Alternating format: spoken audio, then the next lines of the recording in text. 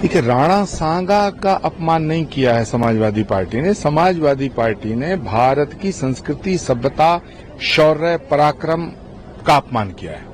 और ये अपमान करने की इनकी जो आदत है, ये नई नहीं है, ये पुरानी है।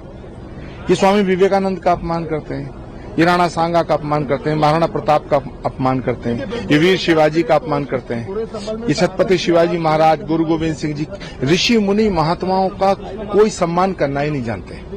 तो ये इस अपमान के लिए माफी नहीं, इन्हें सजा मिलनी चाहिए। लगातार जो हिंदुओं को घंटी बजाने की बात कही है सिर्फ सेना में, अब उन पर जो है वो दंगा भड़काने और गले लगाने की कहेंगे, हम जानना चाहते हैं, इसलिए गोपाल। देखिए, रामायण में तुलसीदास जी ने लिखा, जाकी रही भावना जैसी, प्रभु मूरत देखी तिन तैसी। असलियत में अखिलेश यादव जी के दिमाग में दुर्गंध बस गई है। उन्हें सब जगह दुर्गंध नजर आती है। उन्हें कुंभ में भी गंदगी नजर आ रही थी। दुनिया को महाकुंभ में श्रद्धा आस्था का सैलाब नजर आ रहा था, लेकिन अखिलेश यादव जी को, राहुल गांधी जी को हमारे महाकुंभ में भी दुर्गंध नजर आ रही थी।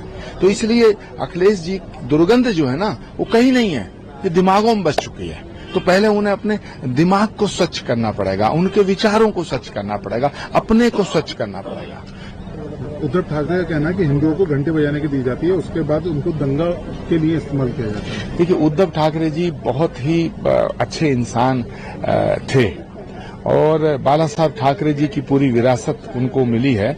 लेकिन अफसोस की बात यह है कि छत्रपति शिवाजी महाराज की राह पे चलने वाला उद्धव ठाकरे परिवार, बाला साहब ठाकरे का परिवार अब औरंगजेब की रास्ते पे चल पड़ा है। ये दुर्भाग्य है, इस देश का दुर्भाग्य है, हमारे सनातन का दुर्भाग्य है कि बाला साहब ठाकरे का परिवार, वो बाला साहब ठाकरे जो सनातन के लिए जिए, सनातन के लिए मरे, वो बाला साहब ठाकरे जो सनातन के गौरव थे, उन बाला साहब ठाकरे का परिवार आज छत्रपति शिवाजी महाराज, गुरु गोविंद सिंह जी महाराज, स्वामी विवेकानंद के रास्ते से भटक करके, महाराणा प्रताप के रास्ते से भटक करके और वो मीर जाफर और औरंगजेब के रास्ते पे चल निकला है। ये बहुत दुर्भाग्यपूर्ण बात है। अब लोग लगातार संभल में जो नमाज होनी है उसको निशाना बना रहे हैं और तरह तरह की टिप्पणियां कर रहे हैं कि संभल में पुलिस ने क्यों सड़क पर और छतों पर नमाज करने की रोक लगा दी है। देखिए, नमाज बहुत ही मुकद्दस चीज है, पवित्र चीज है, पावन चीज है। तो नमाज इधर उधर क्यों? नमाज तो जहां होनी चाहिए वहीं होनी चाहिए, छतों पे चढ़ के, सड़कों पे पब्लिक को परेशान करके। प्रॉफिट मोहम्मद साहब ने कहा है कि तुम अगर कोई भी काम करते, उससे अगर दूसरे को तकलीफ होती है तो वो इस्लाम का हिस्सा नहीं है।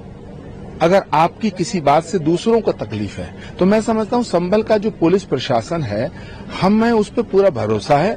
और संभल का जिला प्रशासन ईद भी अच्छी तरह से मनवाएगा, होली अच्छी तरह से मनवाई है, और मैं समझता हूं कि रामनवमी भी अच्छी तरह से मनेगी। और ये बहुत ही विशाल और विराट रामनवमी होगी कि संभल की धरती पे जहां भगवान आएगा, वहां जहां भगवान आया था उनका जन्म उत्सव मनाया जाएगा। जियाउर रहमान वर्ग की जो सभा सांसद, उनका कहना है कि हम इस सब को लेकर कोर्ट में जाएंगे। देखिए, जियाउर रहमान साहब को अपनी जमानत की तैयारी करनी चाहिए। वो कहां जाएंगे ये उन्हें भी नहीं पता है।